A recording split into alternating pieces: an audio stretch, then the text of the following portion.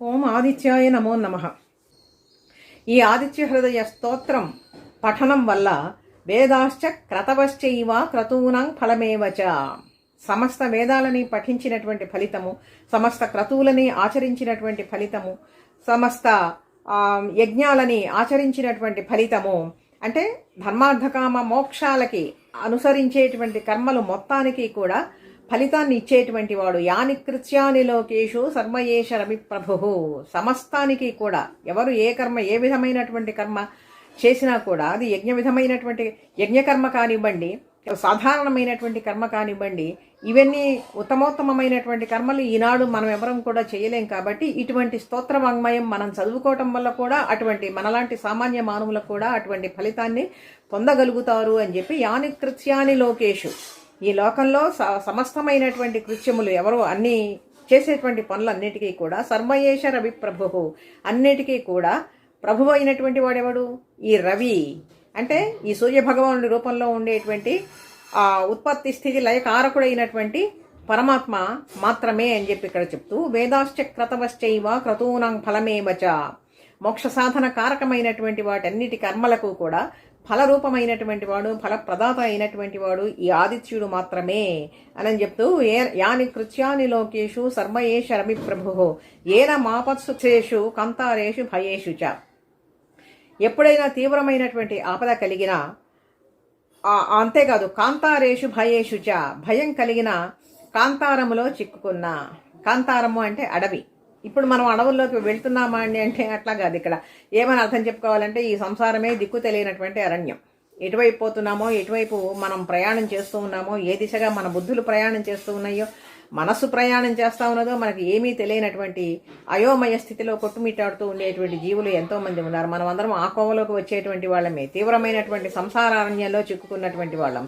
ప్రాణులందరికీ కూడా మంచి దారి చూపించేటువంటిది, సన్మార్గాన్ని చూపించేటువంటిది ఈ స్తోత్రము అని చెప్తూ, ఏనం ఆపత్సు కృత్రేషు అంటే తీవ్రమైనటువంటి ఆపదలు కలిగినా కూడా, కాంతారేషు అడవిలో చిక్కుకున్నా కూడా, భయేషు చ తీవ్రమైనటువంటి భయం కలిగినప్పుడు, కీర్తయన్ పురుష కశ్చిన్న అవసీదతి రాఘవ, ఓ రాఘవ అటువంటి వాడెవడు కూడా ఈ స్తోత్ర పారాయణ వల్ల మంచి ఫలితాన్ని పొందుతాడు, కానీ వాడెన్నటికీ కూడా నశించడు. ఆ స్తోత్ర పఠనం వల్ల, ఈ ఆదిత్య హృదయ పఠనం వల్ల అటువంటి కష్టాలన్నింటినీ చాలా తేలికగా పొందగలుగుతాడు, అమితమైనటువంటి సుఖాన్ని పొందగలుగుతాడు. ఈ రెండు శ్లోకాలు ఈ విధంగా ఫలితాన్ని చెప్తూ ఉన్నాయి, అనుగ్రహిస్తూ ఉన్నాడు అగస్త్య మహర్షి రామచంద్రుడికి. అంటే మొట్టమొదటి శ్లోకాల్లోనే ఇది సర్వపాపహరణము, సర్వఫలప్రదాయకమని, ఆరోగ్యప్రదాయకమని మొట్టమొదటి శ్లోకాల్లోనే 6 శ్లోకాల్లో అక్కడ చెప్పుకుంటూ వచ్చాడు.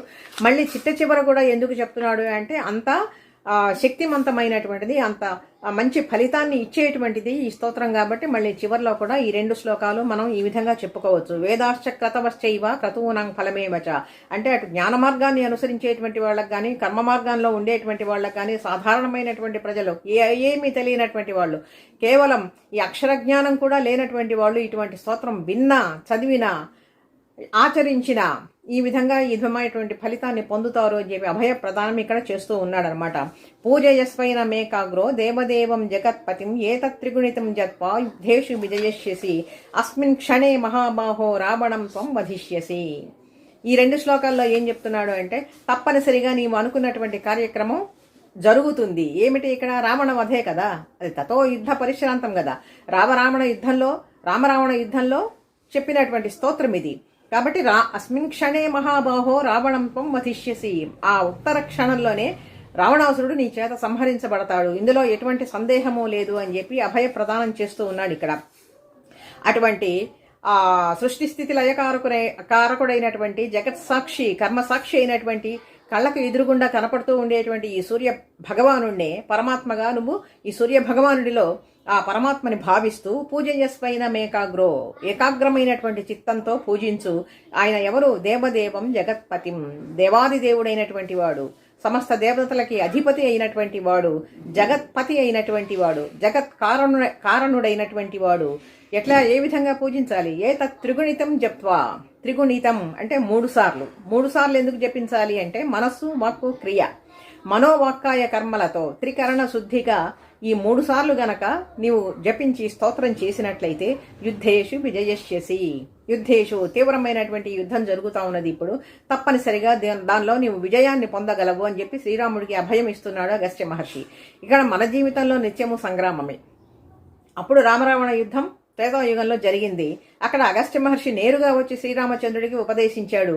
ఇక్కడేమో మన జీవితం నిత్యం సంగ్రామమే కాబట్టి ఈ జీవిత సంగ్రామంలో మనం జయాన్ని పొందాలన్నా కూడా ఇటువంటి పవిత్రమైన దివ్యమైనటువంటి స్తోత్రాన్ని మనము నిత్యము చదువుకుంటూ ఉంటే జీవిత రణరంగంలో మనము విజయాన్ని తప్పకుండా సాధిస్తాము అని చెప్పి పరోక్షంగా మనలాంటి సాధకులకు కూడా, సామాన్యమైనటువంటి పాఠకులకు కూడా అభయ ప్రదానం చేస్తూ ఉన్నాడు మహర్షి.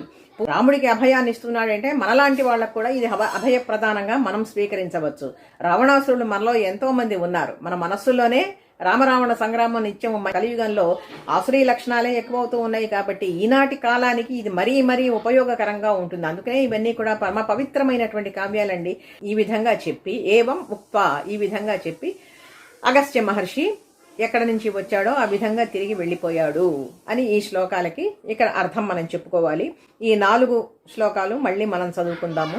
వేదాశ్చ క్రతవశ్చైవ క్రతూనాం ఫలమేవ చ యాని కృత్యాని లోకేషు సర్వ ఏష రవి ప్రభుః ఏన మాపత్సు కృత్స్రేషు కంతారేషు భయేషు చ కీర్తయన్ పురుషః కశ్చిన్ నామసీదతి రాఘవ.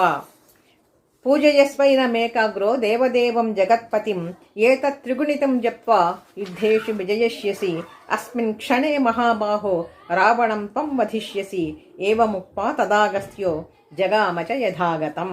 జగామ అంటే వెళ్ళిపోయాడు. అక్కడ నుంచి ఆ యుద్ధరంగం నుంచి మహర్షి నిష్క్రమించాడు. ఈ 4 శ్లోకాలని మనం అర్థం చేసుకోవాలి. వీడియో నచ్చితే లైక్ చేయండి, షేర్ చేయండి, సబ్స్క్రైబ్ చేయండి. మీ అభిప్రాయాన్ని కామెంట్ రూపంలో తెలియజేయండి.